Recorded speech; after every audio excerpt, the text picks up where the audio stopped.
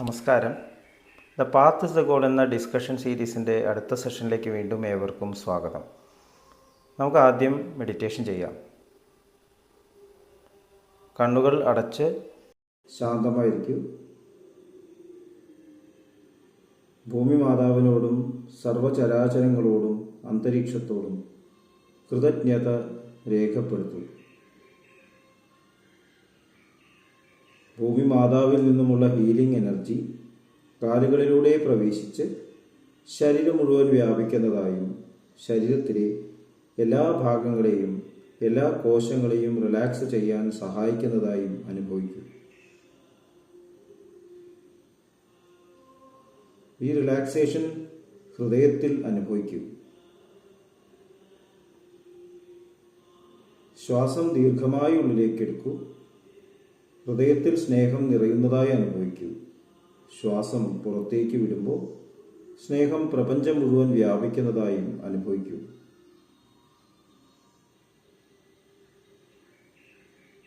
ഹൃദയത്തിൽ കുടികൊള്ളുന്ന സ്നേഹത്തിൻ്റെ സ്രോതസ്സിൽ നിന്നും ഉദ്ഭവിക്കുന്ന ദിവ്യപ്രകാശം മനസ്സിനെ ആകർഷിക്കുന്നതായി അനുഭവിക്കൂ. ആ ദിവ്യപ്രകാശത്തിൽ ധ്യാനം ആരംഭിക്കൂ. മനസ്സിൽ ചിന്തകൾ വരുന്നുണ്ടെങ്കിൽ മൃദുവായി അവയെ അവഗണിക്കുക. ദിവ്യപ്രകാശത്തിൽ ധ്യാനം തുടരുക. Please start meditation.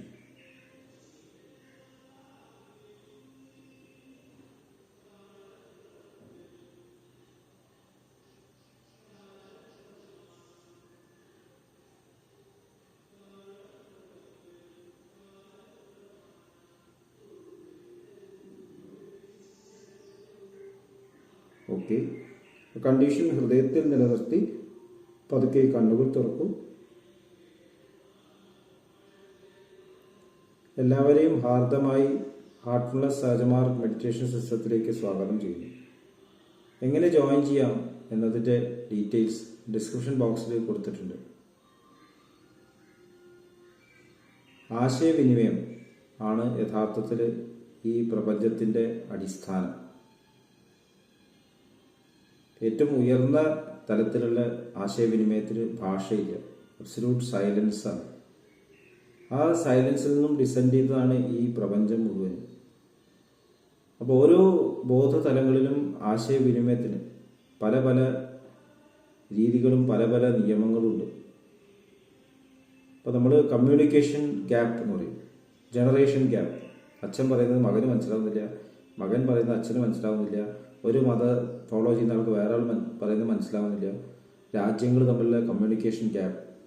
അപ്പോൾ കമ്മ്യൂണിക്കേഷൻ ഗ്യാപ്പ് വരാനുള്ള കാരണം എന്തുകൊണ്ടാണ്? ഓരോരുത്തരും ഓരോരോ ലെവൽസിലാണ് നിൽക്കുന്നത്.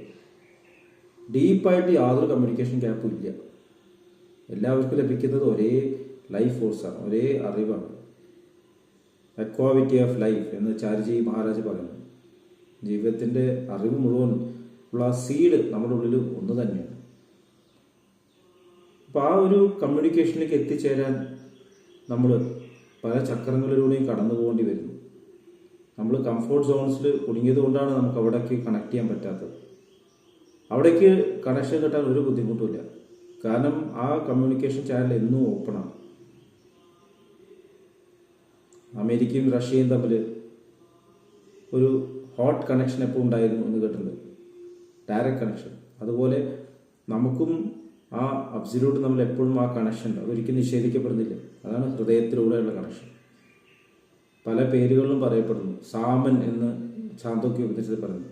ഒരു ഇല എടുക്കുകയാണെങ്കിൽ അതിൻ്റെ തണ്ടുകളിലൂടെ ആണ് അവിടേക്ക് എല്ലാത്തിലേക്കും ന്യൂട്രീഷൻ എത്തുന്നത്. അതുപോലെ നമ്മുടെ ഉള്ളിലേക്ക് നറിഷ്മെൻറ്റ് വരുന്ന ആ ഒരു കമ്മ്യൂണിക്കേഷൻ ചാനലിലൂടെയാണ് നമുക്കതിലേക്ക് ആക്സസ് ഉണ്ട്. ആ ആക്സസ്സാണ് സഹജമാർഗം നമുക്ക് തരുന്നത്. പ്രാണാഹുതി മാസ്റ്റർ അദ്ദേഹത്തിൻ്റെ ആ ദിവ്യമായിട്ട് കണക്ഷൻ കാരണം നമ്മളിലേക്ക് ആ പ്രാണാഹുതി തരുന്നു. നമ്മളും ആ ചാനലിലേക്ക് കണക്ട് ആവുന്നു. പിന്നെ ആ കമ്മ്യൂണിക്കേഷൻ ലഭിച്ചുകൊണ്ട് നമുക്ക് ജീവിതത്തിൽ മാനേജ് ചെയ്യാൻ സാധിക്കും. അതുവരെ നമ്മൾ യഥാർത്ഥത്തിൽ സഫർ ചെയ്യും. വേദന അനുഭവിക്കുന്നതും സഫറിങ് തമ്മിലൊരു വ്യത്യാസം നമ്മൾ മനസ്സിലാക്കണം. പെയിൻ ആൻഡ് സഫറിങ് രണ്ട് വാക്കുകളാണ്.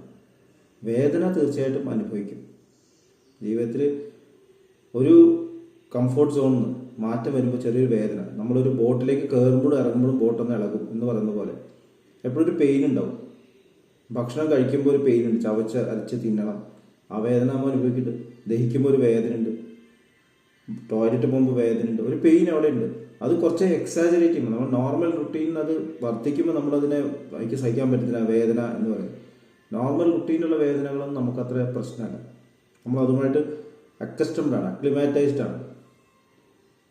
ഒരു അസുഖം വരികയാണെങ്കിൽ ഭക്ഷണം ചവയ്ക്കലും ഇറക്കലും ദഹിപ്പിക്കലും ഒക്കെ പ്രശ്നമാണ്. നമുക്കറിയാം, പല്ല് പോയവർ, തൊണ്ടയിൽ എന്തെങ്കിലും പ്രശ്നമുള്ളവർക്ക്, ടോയ്ലറ്റിൽ പോകുമ്പോൾ പൈൽസിൻ്റെ അസുഖങ്ങളൊക്കെ ഇതൊക്കെ ഒരു വേദനയായിട്ട് മാറും.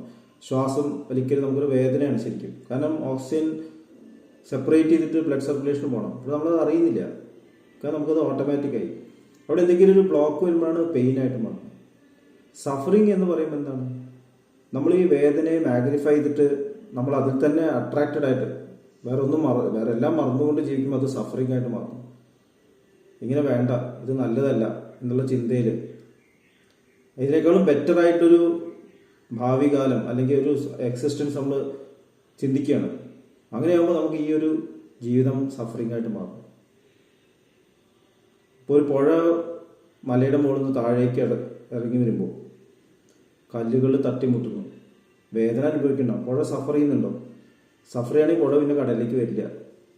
മതി, ഇത്രയും പോയാൽ മതി എന്ന് പറഞ്ഞാൽ നിൽക്കും. അതുമാതിരി ജീവജാലങ്ങൾ നോക്കിയാലറിയാം. ഒരു സിംഹം ഒരു മാനിനെ കടിച്ചു തിന്നാൻ പോകുമ്പോൾ മാൻ പെയിൻ അനുഭവിക്കുന്നു, സഫറിങ് ഉണ്ടോ? ആ സഫറിങ് ഉണ്ടെങ്കിൽ അത് ആ കമ്മ്യൂണിറ്റിയിൽ മുഴുവൻ വ്യാപിക്കും. മാനുകൾ മുഴുവൻ സിംഹത്തിന് എതിരെ പ്രവർത്തിച്ചേനെ. വളരെ മൈൽഡ് സഫറിങ് ഉണ്ട് തീർച്ചയായിട്ടും, കാരണം അവർ സിംഹത്തിനെ കണ്ട് ഓടുന്നു, കാരണം പാസ്റ്റ് റിമംബറൻസ് അവരുടെ ഉള്ളിലുണ്ട്. ഇപ്പോൾ നമ്മൾ എവല്യൂഷനിൽ മുകളിലേക്ക് വരുമ്പോൾ മനുഷ്യരെത്തുമ്പോൾ ഈ സഫറിങ് മാഗ്നിഫൈ ചെയ്ത് വരുന്നു. പാസ്റ്റിലേക്കുള്ള ഈ കണക്ഷൻ കാരണം നമുക്ക് ചെറിയ ചെറിയ ചലനങ്ങളും കൂടി സഫറിങ് ആയിട്ട് മാറുകയാണ്. ഒരു റിലിജൻ വേറെ റിലിജനിലേക്ക് മാറുമ്പോൾ, ഒരു വിവാഹം നടക്കുകയാണെങ്കിൽ അത് സഫറിങ് ആയിട്ട് മാറുന്നു. ഒരു ക്ലാസ്സിൽ നിന്ന് അടുത്ത ക്ലാസ്സിലേക്ക് പോകുമ്പോൾ സഫറിങ് ആവുന്നു. വീട്ടിൽ നിന്ന് ഹോസ്റ്റലിലേക്ക് മാറുമ്പോൾ സഫറിങ് ആവുന്നു. ഫ്രണ്ട്ഷിപ്പ് സർക്കിൾ ആരെങ്കിലും നമ്മൾ വേദനിപ്പിക്കുമ്പോൾ ചെറുതായിട്ട് വാക്കുകൾ സഫറിങ്, കാരണം നമ്മളത് അക്ലിമൈറ്റൈസ് ചെയ്യണം. നമുക്കെപ്പോഴും സുഖമായിട്ട് വേണം. നമ്മളെപ്പോഴും നമ്മുടെ ഈഗോവിൻ്റെ ഒരു ഇതിൽ കുടുങ്ങി കിടക്കണം. അപ്പോൾ പെയിൻ അനുഭവിച്ചുകൊണ്ട് സഫറിങ് ഇല്ലാതെ എങ്ങനെ മുന്നേറും? ഇത് വലിയൊരു കാര്യമാണ്. അപ്പോഴാണ് ശരിക്കുള്ള കമ്മ്യൂണിക്കേഷൻ എസ്റ്റാബ്ലിഷ് ചെയ്യുന്നത്. കുറേ ആൾക്കാരിൽ നിന്ന് സംസാരിക്കുമ്പോൾ നമ്മുടെ അഭിപ്രായത്തിന് വിരുദ്ധമായിട്ട് അഭിപ്രായങ്ങൾ വരാം, ഡിസഗ്രിമെൻ്റ് നമുക്ക് ഉണ്ടാവും, വ്യത്യസ്ത അഭിപ്രായം ഉണ്ടാവും. അങ്ങനെയുള്ള വ്യത്യസ്ത അഭിപ്രായങ്ങളിൽ നമ്മൾ ഏകീകരണം സംഭവിക്കണം, യൂണിറ്റി വരണം. ഡിസഗ്രിമെൻറ്റിൻ്റെ ഉള്ളിലുള്ള ഏകീകരണം, ഒരേ കാര്യത്തിന് പല വീക്ഷണങ്ങൾ ഉണ്ടാകുന്നൊരു തിരിച്ചറിവിൽ നമ്മുടെ ഈഗോ സാക്രിഫൈസ് ചെയ്തിട്ട് ഏകീകരിക്കുമ്പോൾ അവിടെ ഒരു ആനന്ദം ഉണ്ടാവും, ഒരു സന്തോഷം ഉണ്ടാവും. ഒരു ഈഗോൻ്റെ ഒരു തലം ട്രാൻസെൻഡ് ചെയ്യുമ്പോൾ ഈ സഫറിങ് നമുക്ക് ഒരു എഡ്യൂക്കേഷനായിട്ട് മാറും. അപ്പോൾ നമുക്ക് പെയിൻ അനുഭവിക്കേണ്ടി വരും, സഫറിങ് ഇല്ലാണ്ടേ മാറും. നമ്മുടെ സ്പിരിച്വൽ യാത്രയിൽ ആ പൂർണ്ണതയിൽ എത്തിച്ചേരാനുള്ള ആന്തരികമായിട്ടുള്ള പെയിൻ അത് നമ്മുടെ ഉള്ളിലുണ്ട്. ചാരുജി മഹാരാജ് പറയുന്നുണ്ട്, ആ പെയിൻ അത് സ്നേഹം തന്നെയാണ്. പൂർണ്ണമായിട്ട് സ്നേഹം അനുഭവിക്കുന്നവരുടെ ഉള്ളിലൊരു പെയിൻ, ഹൃദയം ഇടിക്കുന്നു, അതൊരു പെയിനാണ്. ഇടിക്കേണ്ടി വരുന്നു, ഞാൻ ഇടിക്കേണ്ട ആവശ്യമില്ലായിരുന്നു. ശ്വാസം വലിക്കേണ്ട ആവശ്യമില്ലായിരുന്നു, ഉള്ളിലേക്ക് പുറത്തേക്ക് വേണ്ട ആവശ്യമില്ലായിരുന്നു. നമ്മൾ എപ്പോഴും എറ്റേണൽ ആയിട്ടുള്ള ഒരു പ്രസൻസിലാണ് അതിൻ്റെ ആവശ്യമില്ലായിരുന്നു. പക്ഷെ അത് അനുഭവിക്കേണ്ടി വരും. ആ പെയിൻ നമുക്കുണ്ടാവും, ജീവിതം ജനന മരണത്തിൻ്റെ പെയിൻ. ആ പെയിൻ അനുഭവിക്കുമ്പോൾ സഫറിങ് ഇല്ലാതെ നമുക്ക് പെയിൻ അനുഭവിക്കാൻ സാധിക്കുകയാണെങ്കിൽ വലിയൊരു അത്ഭുതമാണ്. അതാണ് സഹജമാർഗത്തിൽ പഠിക്കുന്നത്. ജീസസ് ക്രൈസ്റ്റ് പറഞ്ഞു, suffer them to come to me എന്നാണ്. സഫർ ചെയ്തിട്ട് വേണം സഫറിങ്ങിനെ മറികടക്കാനായിട്ട്. അപ്പോൾ നമുക്ക് ജീവിതത്തിലെ അനുഭവങ്ങളെ നല്ലതായാലും ചീത്തയായാലും രണ്ടും സഫറിങ് തന്നെയാണ്. രണ്ടും നമ്മളെ കംഫോർട്ട് സോണിൽ കുടുക്കി നിർത്തുകയാണ്. നമ്മൾ കംഫോർട്ട് സോണിൽ കുടുങ്ങുമ്പോൾ അതൊരു സഫറിങ് ആണ് യഥാർത്ഥത്തിൽ. അത് വിടാൻ നമ്മൾ തയ്യാറാകുമ്പോൾ നമ്മൾ സഫറിങ് ഇല്ലാതെ ജീവിക്കുന്നു. ഇപ്പോൾ സ്പിരിച്വൽ പ്രോഗ്രസ്സിൽ സഫറിങ് അത്ര ആവശ്യമുണ്ടോ എന്നുള്ളത് ചിന്തിക്കേണ്ട ആവശ്യമുണ്ട്.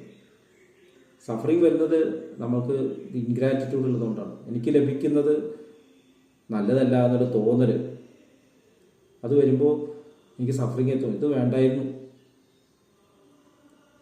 നമുക്ക് ചെറിയൊരു പനിഷ്മെൻറ്റ് തരികയാണെങ്കിൽ നന്നാവാൻ വേണ്ടിയിട്ട്, നമുക്കതൊരു സഫറിങ് ആണ്. കാരണം നമുക്ക് വേണ്ടത് സുഖമായിട്ട് കടന്നുറങ്ങുക, എപ്പോഴും പ്രൈസ് ചെയ്തുകൊണ്ടിരിക്കുക. അങ്ങനെയാണെങ്കിൽ ഒരിക്കലും വളർച്ച ഉണ്ടാവില്ല. ഒരു വിത്ത് മുളച്ചിട്ട് അതിന് ചെടി ഉണ്ടാകുമ്പോൾ ഒരു പെയിൻ ഉണ്ട്, പക്ഷെ അത് കടന്നു പോകണം, എന്നാലേ മരമാവുള്ളൂ. പോളിനേഷൻ നടക്കുമ്പോൾ, അതുപോലെ തന്നെ പുരുഷ സ്ത്രീ സംയോഗം നടക്കുമ്പോൾ അവിടെ ഒരു പെയിൻ ഉണ്ടാവും. പക്ഷെ അത് ലവിൽ നിന്നുണ്ടാവുന്ന പെയിൻ ആണെങ്കിൽ സഫറിങ് ഇല്ലാണ്ട്, ഇല്ലെങ്കിൽ ഇതൊക്കെ സഫറിങ് ആയിട്ട് മാറുകയാണെങ്കിൽ ഒന്ന് ആലോചിച്ചു. കല്യാണം കഴിച്ചുള്ള ജീവിതം ഒരു സഫറിങ് ആണ്. കുട്ടിയെ വളർത്തുന്ന സഫറിങ് ആയി മാറുകയാണെങ്കിൽ ജീവിതം എത്ര ദാരുണമായിട്ടൊരു ട്രാജഡി ആയിട്ട് മാറും എന്നുള്ളത് നമ്മൾ ചിന്തിക്കണം. അപ്പോൾ സ്പിരിച്വൽ പ്രോഗ്രസ്സിൽ അബ്സല്യൂട്ടായിട്ട് മാറാനുള്ള, മാസ്റ്റർ പോലെ ആയി തീരാനുള്ള ആന്തരികമായിട്ടൊരു ക്രേവിങ്, അത് പെയിൻ എന്നുള്ള രീതിയിൽ വേണം. പക്ഷേ സഫറിങ് നമുക്ക് അവോയ്ഡ് ചെയ്യാൻ സാധിക്കും.